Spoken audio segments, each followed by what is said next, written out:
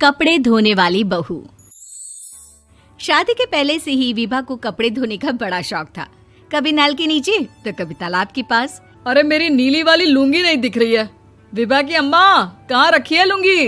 अरे वो तो विभा ने परसों ही धोकर रखी थी आपकी अलमारी में, देखो वहीं होगी। वो ना मैंने आज धो दी, मुझे लगा कि गंदी हो गई होगी। अरे कैसे गंदी हो गई थी? उसे तो मैंने पहना भी नहीं। हे भगवान, इस लड़की के कपड़े धोने की आदत से परेशान हो गया हूँ मैं। जितना तो घर में राशन नहीं आता, उससे कहीं ज्यादा डिटर्जेंट पाउडर का खर्चा है। इसकी शादी करवा दो, शादी जाए अपने घर में ही करे काम, फिर चाहे घर के कपड़े धोने हो या पूरे गांव के। हाँ ठीक बोल रही हो, देखता हूँ मैं कोई लड़का। वो दिन भी आ जाता है जब विभा को देखने लड़के वाले आ जाते हैं। लड़की मुझे अच्छी लगी। होने वाली सास कहती है, बेटी अगर कुछ पूछना है तो पूछ लो। वैसे तो हमारी लड़की बहुत ही शर्मीली है, जो बोल दो वो मान लेती है, इसे क्या पूछना होगा। अरे कैसी बात कर रही हो माँ, मुझे इन लोगों के घर रहना है, सवाल तो कई है। हाँ हाँ बेटा, पूछ लो ना, क्या पूछना है। आप लोगों के घर कपड़े कौन धोता है? सास का मुंह बन जाता है। देखो, अगर तुम ये कहना चाहती हो कि तुम्हें कपड़े धोने नहीं आते तो सुन लो, कपड़े मैं ही धोती हूँ, लेकिन तुम्हारे आ जाने के बाद मैं रुमाल तक नहीं धोऊंगी। अरे चुप रहना भाग्यवान, बहू बेचारी घर आई नहीं, उसे डराना शुरू कर दिया। वो क्या है ना बिटिया, अभी तक तो ये कल्लू की माँ ही धोती थी, लेकिन अब तुम्हारे पापा तो दहेज में वॉशिंग मशीन देंगे ही। तभी विभा की माँ बोल पड़ती है, सवाल भी पूछा तो क्या। वैसे भाई साहब, मशीन की तो फिर भी कपड़े धोने की कैपेसिटी होती है। मतलब जो बिटिया दे रहे हैं ना विभा, इसे कपड़े धोने का बहुत शौक है। ये आप लोगों के क्या, आस पड़ोस गांव मोहल्ले सबके कपड़े धो दे और उफ तक ना करे। बाहर देखा नहीं आपने कितने कपड़े सूख रहे हैं? सब हमारी बिटिया ने ही तो धोए हैं। बस भी करो ना माँ, शर्म आ रही इतनी तारीफ सुनकर।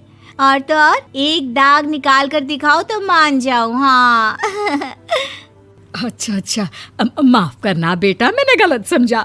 हमें तो रिश्ता बहुत पसंद है। और ऐसे जुड़ जाता है रिश्ता कपड़े धोने का शौक रखने वाली विभा का। उसकी शादी हो जाती है कोयला फैक्ट्री में काम करने वाले कल्लू के साथ। शादी के बाद अचानक विभा चिल्लाती हुई सास के पास आती है। सासू माँ, अरे सासू माँ कहाँ है आप?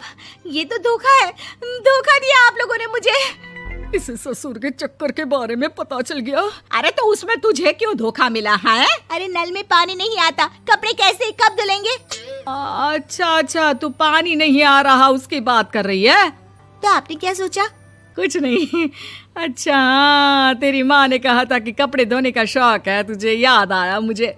शौक बोलकर कपड़े धोने वाले मेरे जुनून को कम ना आके सासू माँ, कपड़ा धोना मेरा गुरूर है। तभी पति भी वहाँ आ जाता है। अभी मैंने इसे सनी देओल की फिल्म दिखाई है, उसी के डायलॉग मार रही है माँ। अच्छा सुन, साफ बता रही हूँ, पानी सुबह 4 से 6 और शाम को 10 से 12 आता है, समझी? विभा टाइमिंग सुनकर हैरान हो जाती है। ये क्या भूतों का मोहल्ला है? सुबह 4 बजे उठकर कौन कपड़े धोता है? 4 बजे टंकी में पानी जाता है, फिर सारा दिन धोना ना, किसने मना किया? अरे कैसी बात कर रही हैं? 200 लीटर की टंकी में कितने कपड़े धो लूंगी मैं? सुबह ही उठ जाऊंगी मैं। अब क्या था, विभा सुबह 4 से लेकर रात के 12 बजे तक कपड़े ही धोती रहती।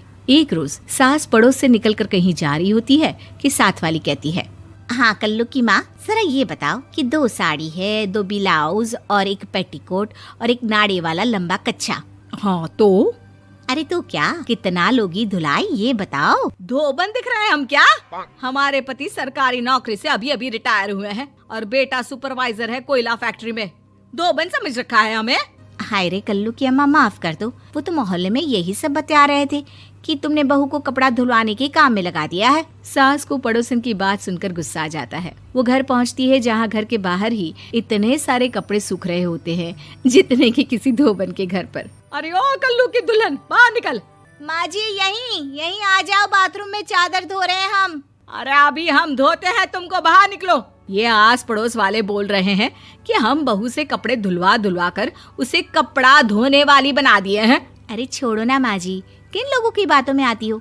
आस पास के लोगों का तो काम ही होता है कि वो किसी तरह सास बहू को लड़ा दे।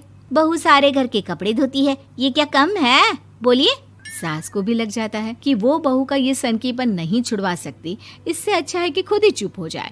एक रोज सास और बहू मंदिर जाते हैं, जहाँ सास की साड़ी वहाँ खड़ी भीख मांगने वाली से मिलती है। माँ जी क्या बात है, आपकी साड़ी उस भिखारन से कितनी मिल रही है ना? हाँ हाँ देखो तो, दोनों की साड़ी मिल रही है। क्या बात है कल्लू की अम्मा, तुम खुद को तो अफसर की बीवी बताती हो और ऐसी सिंपल सी प्लेन साड़ी पहनकर घूमती हो। सिंपल और प्लेन नहीं है ये साड़ी। तो क्या सोने के धागे से फूल बने हैं?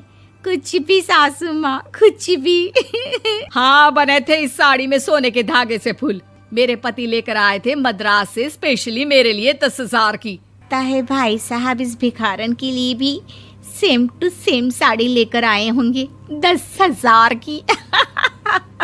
सास उस वक्त तो कुछ नहीं कहती, लेकिन बहू के साथ घर आती है और अलमारी से एल्बम निकाल कर लाती है। ये साड़ी देख रही है, ये वही साड़ी है जिसे मैंने अभी पहना था। इस साड़ी में ये जो चमकदार फूल दिख रहे हैं ना, ये सोने के धागों से काढ़े गए हैं। लेकिन तू लोकल वॉशिंग मशीन ब्रश से घिस घिस कर सारे फूलों को निकाल कर साड़ी प्लेन कर दी।